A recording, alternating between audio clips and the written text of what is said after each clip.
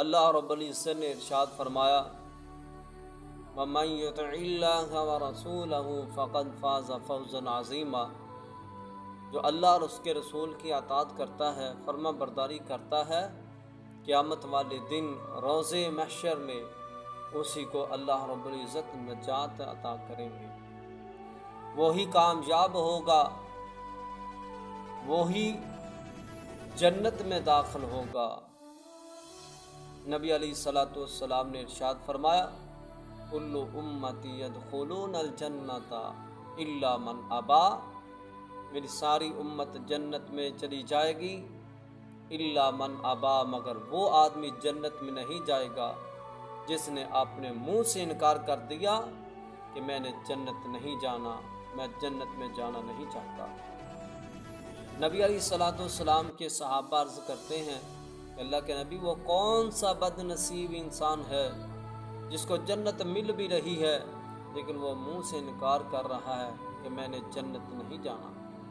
نبی علیہ الصلوۃ والسلام نے اس کی نشانی کو بیان کرتے ہوئے فرمایا جس بندے نے میری فرما برداری کی، میرے احکامات کو اپنے سینے کے ساتھ لگاتے ہوئے اس پر عمل کرتا رہا، جس کے شب و روز، جس کے لیل و نہار میری سنت کے مطابق گزرتے رہے، وہ بندہ کامیاب ہوگا، جنت میں داخل کیا جائے گا۔ اور جس بندے نے میری نافرمانی کی، میرے احکامات کو کوئی حیثیت نہیں دی، فقد ابا، بس وہ بندہ جنت جانے سے انکار کر دے گا۔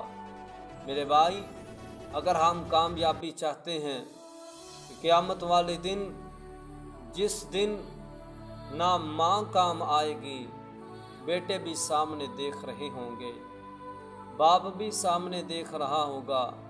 بہن بھائی بھی سامنے دیکھ رہے ہوں گے، لیکن وہ کچھ کام نہیں آئیں گے،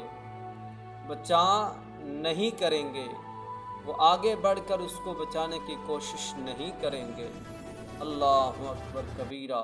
میرے بھائی، اللہ کے قرآن نے متعدد مقامات پر یہی ارشاد فرمایا